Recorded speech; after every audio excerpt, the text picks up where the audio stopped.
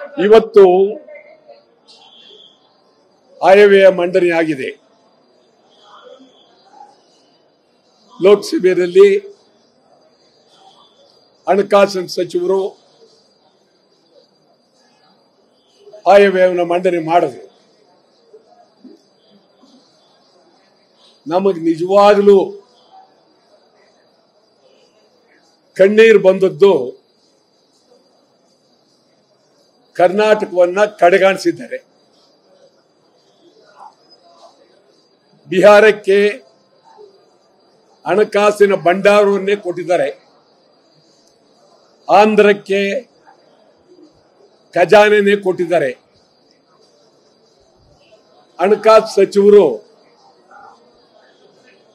ಕರ್ನಾಟಕದಿಂದ ರಾಜ್ಯಸಭೆಗೆ ಆಯ್ಕೆಯಾಗಿ ಕನ್ನಡಿಗರ ಮತವನ್ನು ಪಡೆದು ಆಯ್ಕೆಯಾಗಿರೋರು. ಅವರಿಗೆ ಕರ್ನಾಟಕದ ಋಣವನ್ನ ತೀರಿಸುವ ಯಾವ ಯೋಗ್ಯತೆಯೂ ಬರಲಿಲ್ಲ. ಅವರು ಗೌರವವಾಗಿ ರಾಜ್ಯಸಭೆಗೆ ರಾಜೀನಾಮೆ ಕೊಡಬೇಕು. ಕರ್ನಾಟಕವನ್ನು ಅವರು ಪ್ರತಿನಿಧಿಸತಕ್ಕಂತ ವ್ಯಕ್ತಿಯಾಗಿರುವಾಗ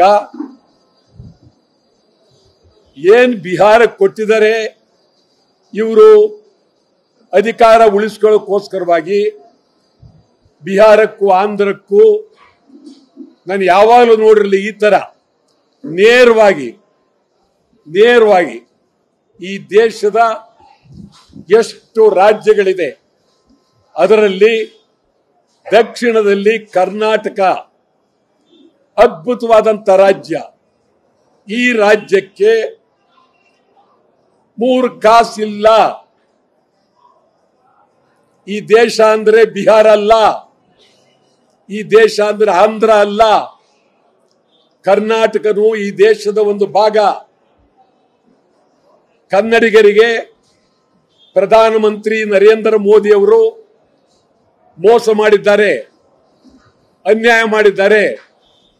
ಕರ್ನಾಟಕದಲ್ಲಿ ಬಂದು ಬೀದಿಯಲ್ಲಿ ಅಲೆದು ಮತ ಕೇಳಿದ್ದಾರೆ. ಇವತ್ತು ಈ ಪರಿಸ್ಥಿತಿ ಕರ್ನಾಟಕ ರಾಜ್ಯದ ಬಿಜೆಪಿಯವರು ಏನ್ ಮಾಡ್ತಾರೆ?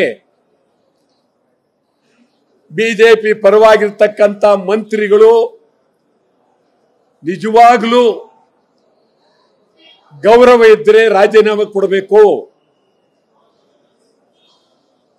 ಬಿಜೆಪಿಯವರು ಎಂಪಿಗಳು ಯಾರಿದ್ದಾರೆ, ಪಾರ್ಲಿಮೆಂಟ್ ಸದಸ್ಯರು, ಬಿಜೆಪಿ ಜೆಡಿಎಸ್ ರಾಜ್ಯಸಭಾ ಇರಬಹುದು, ಪಾರ್ಲಿಮೆಂಟ್ ಇರಬಹುದು, ನಿಜವಾಗ್ಲೂ ಗೌರವದಿಂದ ಇದನ್ನ ವಿರೋಧಿಸಿ, ಪ್ರಧಾನಮಂತ್ರಿಯವರ ನೀತಿಯನ್ನ ವಿರೋಧಿಸಿ ರಾಜೀನಾಮೆ ಕೊಡಬೇಕು.